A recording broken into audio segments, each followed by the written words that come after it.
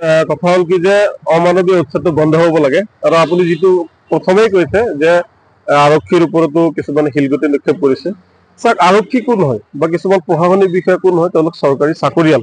গতিকে চাকৰিয়ালৰ ওপৰতো কোনোবাই শিলগুটি মাৰিব নালাগে, বেআইনী কাম কৰিব নালাগে। এতিয়া কথা হ'ল চাওক, যিটো সোণাপুৰৰ ট্ৰাইবেল বেল্ট বুলি কোৱা হৈছে, ট্ৰাইবেল বেল্টত বেলেগ মানুহ থাকিব নাপায়, সেইটো লেণ্ড এক্টৰ কথা আছে। কিন্তু সোণাপুৰ যি লেণ্ড আছে, যি ট্ৰাইবেল ব্লেক বল্ট আছে, তাতে অকল ধৰ্মীয় সংখ্যালঘু বা মিয়া মুছলমান সকলেই নাই, তাতে অন্যান্য জাতি জনগোষ্ঠীৰ লোকো তাতে বসবাস কৰি আছে। কিন্তু তাতে দেখা গৈছে যে বাছি বাছি চাই ধৰ্মীয় সংখ্যালঘু, বিশেষকৈ যিসকল মিয়া মানুহ বুলি কওঁ আমি, সেই মিয়া মানুহসকল আছে। আৰু তাৰ কাৰণে হিমন্ত বিশ্ব শৰ্মাই বাছি বাছি মিয়াসকলক উৎখাত কৰিছে।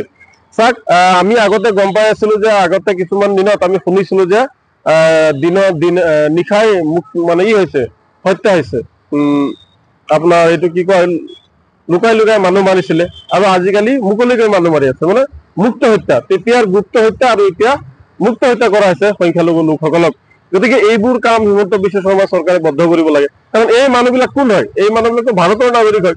তেওঁলোকে যদি বাংলাদেশী হয়, তেতিয়াহ'লে তেওঁলোকে বাংলাদেশলৈ খেদি পঠিয়াব লাগে। গতিকে এতিয়া আৰু উপায় নাই। এতিয়া সংখ্যালঘু দল সংগঠনে এতিয়া হাজাৰ হাজাৰ মানুহ ৰাজপথলৈ ওলাই আহিব লাগিব, লাখ লাখ মানুহ এতিয়া গণতান্ত্ৰিক আন্দোলন কৰিব লাগিব। সংখ্যালঘু মানুহৰ এতিয়া গণতান্ত্ৰিক আন্দোলন বাদে উপায় নাই। আৰু জানিব পৰা মতে যোৱাকালি, সেই যোৱা নিশা য'ত উচ্ছেদ কৰা হৈছে, তাতে কিছুমান RSSৰ মানুহ সোমাইছে। সোমাই কেনে সেইসকল ঘৰত যিসকল উচ্ছেদ কৰা হৈছে তাৰ পৰা হাঁহ কুকুৰা, আপোনাৰ ছাগলী মুৰ্গী ইত্যাদি মানে জোৰ জবস্তি কৰি লৈ আহি গৈছে। গতিকে এইটো এটা চুৰ কৰা হৈছে, এইটোতো কৰিব নাপায়। উচ্ছেদ কৰিছে, প্ৰশাসনৰ নিয়ম আছে উচ্ছেদ কৰিবৰ কাৰণে, প্ৰশাসনে উচ্ছেদ কৰিছে। কিন্তু কোনোবা বেলেগ এটা মানুহ যাই কেনে তেওঁলোকৰ বয় বস্তুবোৰ লৈ আহিব দম দি কেনে, ভাবুকি দি কেনে, কালি ৰাতি, এই বস্তুটো বেয়া হৈছে। গতিকে এইবিলাক কৰিব নাপায়। মানুহক এনেই তেওঁলোকে কান্দি আছে। আপোনাৰ 3জনকৈ মানুহ মৃত্যু হৈছে, হত্যা কৰিছে তেওঁলোকে। এজন কণমানি ছোৱালীকো তেওঁলোকে গুলীয়াই হত্যা কৰিছে।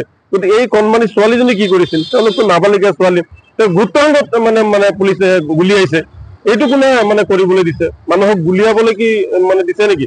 কোনোবাই যদি ভুল কৰিছে, আমি ধৰিলো যে উত্তেজিত ৰাইজসকলে ক্ষোভত শিলগুটি মাৰিছে, তেতিয়াহ'লে তেওঁলোক গুলিয়াব নালাগিছিলে। এনেকুৱা ঠাইত গুৰুত্বাংগতটো গুলিয়াব নালাগিছিল কণমানি শিশুটিত।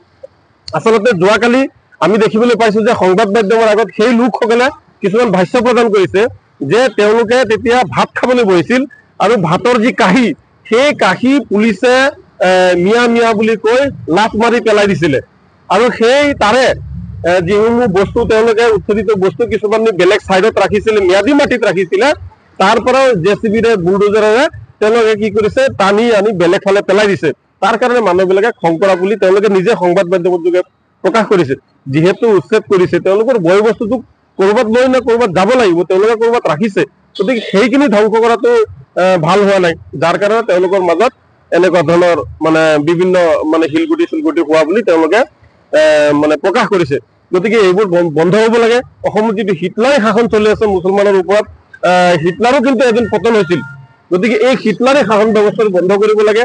বাছি বাছি ধৰ্মীয় সংখ্যালঘু লোকসকলৰ ওপৰত যি অত্যাচাৰ আৰম্ভ কৰিছে, যি নাৰকীয় অত্যাচাৰ আৰম্ভ কৰিছে, যি বুলডোজাৰ নীতি আৰম্ভ কৰিছে, যি সংখ্যালঘু লোকক হত্যাযজ্ঞ আৰম্ভ কৰিছে হিমন্ত বিশ্ব শৰ্মাৰ, গতিকে এইবিলাক নীতি বন্ধ কৰিব লাগে। আৰু তেওঁলোকক উচ্ছেদ নকৰি, তেওঁলোক যদি উচ্ছেদ কৰিব লাগে, আমি উচ্ছেদৰ বিৰোধিতা কৰা নাই, যদি উচ্ছেদ কৰিবই লাগে, তেওঁলোক যদি ভাৰতীয় নাগৰিকে হয়, তেওঁলোককতো পুনৰ সংস্থাপন দিব লাগিব। পুনৰ সংস্থাপন নিদিয়াকৈ কিয় তেওঁলোকে এনেকুৱা ধৰণৰ মানে উচ্ছেদ কৰি আছে? গতিকে এই উচ্ছেদ ব্যৱস্থাটো বন্ধ কৰিব লাগে। আৰু তাতে আপোনালোকে জানে নে নাই নাজানো, তাতে তেওঁলোকে জাননী দিয়া নাছিলে, মাইকেৰে কৈ দিছে। গতিকে উচ্ছেদ যদি কৰিব লাগে, তেওঁলোকতো জাননী দিব লাগে। ন্যায়ালয়ৰ এটা নিয়ম আছে যে অন্তত 15 দিন আগতে তেওঁলোকক নটিচ কৰিব লাগিব যে তেওঁলোক তাৰ পৰা উঠি যাব লাগে, তেওঁলোকক উচ্ছেদ কৰা হ'ব। জাননী নিদিয়াকৈ কোৰ্টৰ গাইডলাইন নামানি প্ৰশাসনে তেওঁলোকক উচ্ছেদ কৰিছে। গতিকে এনেকুৱা হিটলাৰী ৰাজটো বন্ধ হ'ব লাগে। আৰু এতিয়া দেখা গৈছে সংখ্যালঘু ৰাইজসকলে নিৰুপায় হৈ গৈছে। গতিকে সংখ্যালঘু ৰাইজক সহায় কৰিবলৈ বিভিন্ন ৰাজ্যৰ মন্ত্ৰী বিধায়কসকল আগবাঢ়ি আহিব লাগে, মুখ্যমন্ত্ৰীসকল আগবাঢ়ি আহিব লাগে, নহ'লে অসমৰ মানে মিয়া মুছলমানসকলৰ শান্তি নহ'ব। কালি 10জনকৈ AIDFৰ বিধায়কক তালৈ যাব নিদিয়া হয়, তেওঁলোক যাব স্থলীলৈ যাবলৈ লৈছিল, কিন্তু যাবলৈ দিয়া বাধা প্ৰদান কৰা। AIDFৰ বিধায়কসকল যোৱাৰ ঠিক আগে আগে আমি নেমচুৰ ফালৰ পৰা গৈছিল, অসম সংখ্যালঘু সংগ্ৰাম পৰিষদ গৈছিলে, আৰু মুছলিম জাতীয় পৰিষদ গৈছিলে। তেওঁলোকে যোৱাৰ ঠিক 2 মিনিট আগতে আমি গৈছিলো, আৰু তেওঁলোক পাছতে হ'ল।